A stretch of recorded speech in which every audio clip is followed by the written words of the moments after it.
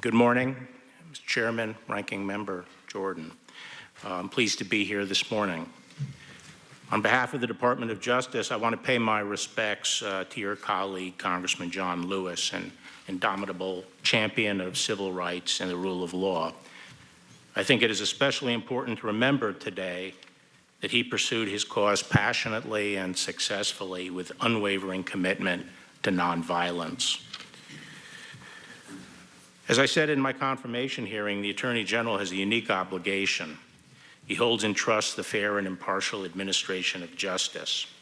He must ensure that there is one standard of justice that applies to everyone equally, and that criminal cases are handled even-handedly based on the law and the facts and without regard to political or personal considerations. And I can tell you that I've handled criminal matters that have come to me for decision in this way. The President has not attempted to interfere in these decisions. On the contrary, he has told me from the start that he expects me to exercise my independent judgment to make whatever call I think is right, and that is precisely what I've done. Indeed, it's precisely because I feel complete freedom to do what I think is right that induced me to serve once again as Attorney General. As you just said, Mr. Chairman, I served as Attorney General under President George H.W. Bush, and after that I spent many years in the corporate world. I'm almost 70 years old. I was almost 70 years old and slipping happily into retirement. I had nothing to prove, and I had no desire to return to government. I had no prior relationship with President Trump. Let me turn briefly to the several pressing issues of the day. The horrible killing of George Floyd in Minneapolis understandably jarred the whole country and forced us to reflect on long-standing issues in the nation. Those issues obviously relate to the relationship between law enforcement and the African-American community. Given our history, it's understandable that among Black Americans there's at least some ambivalence and often distrust toward the police. Until just last 50 years ago or so, our laws and our institutions were explicitly racist, explicitly discriminatory. It was not until the 60s that the civil rights movement finally succeeded in tearing down the Jim Crow edifice. Our laws finally came to formally embody the guarantee of equal protection. And since then, the work of securing civil rights has rightly focused on reforming institutions to ensure they better conform to our laws and to our aspirations. That work, it's important to acknowledge, has been increasingly successful. Police forces today are far more diverse than they've ever been. And there are both more Black police chiefs and more Black officers in the ranks. Although the death of George Floyd at the hands of the police was a shocking event, the fact is that these events are fortunately quite rare. According to statistics compiled by the Washington Post, the number of unarmed Black men killed by police so far this year is 8. The number of unarmed white men killed by police over the same period of time is 11. And the overall numbers of police shootings have been decreasing. Nevertheless, every instance of excessive force is unacceptable and must be addressed appropriately through legal process, as is happening now in Minneapolis. But apart from the numbers, I think these events strike a deep chord in the Black community because they are perceived as manifestations of a deeper, lingering concern that in encounters with police, Blacks will not be treated even-handedly. They will not be given the benefit of the doubt. They will be treated with greater suspicion. Senator Tim Scott has recounted the numerous times he's been unjustifiably pulled over on Capitol Hill. And as one prominent Black professional in Washington said to me, African Americans often feel treated as suspects first and citizens second. And I think these concerns are legitimate.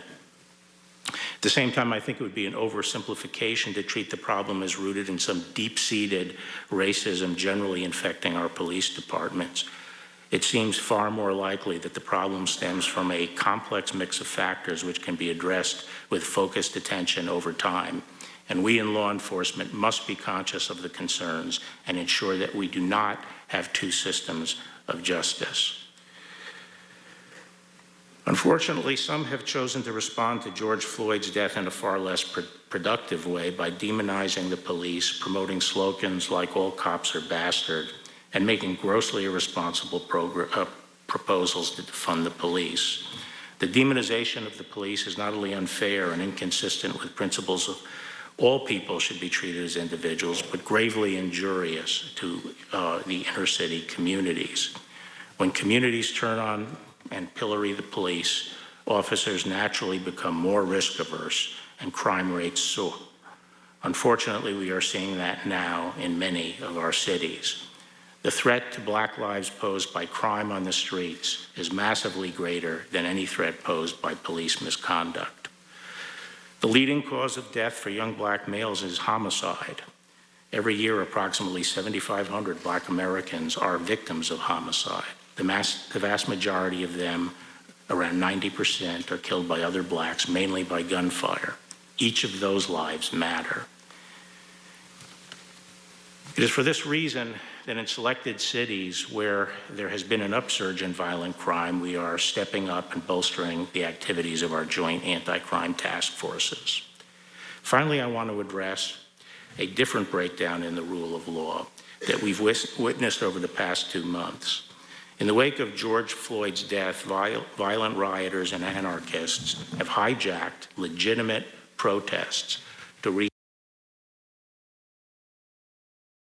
senseless havoc and destruction on innocent victims.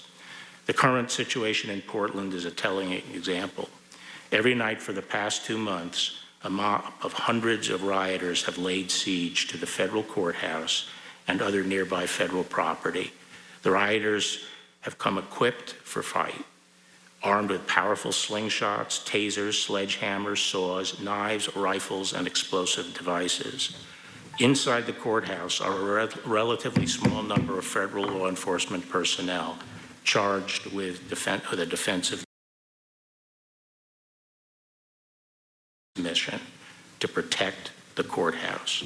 What unfolds nightly around the courthouse cannot reasonably be called protest. It is, by any objective measure, an assault on the government of the United States. As elected officials of the federal government, every member of this committee, regardless of your political views or your feelings about the Trump administration, should condemn violence against federal officers and the destruction of federal property. Thank you, Mr. Chairman.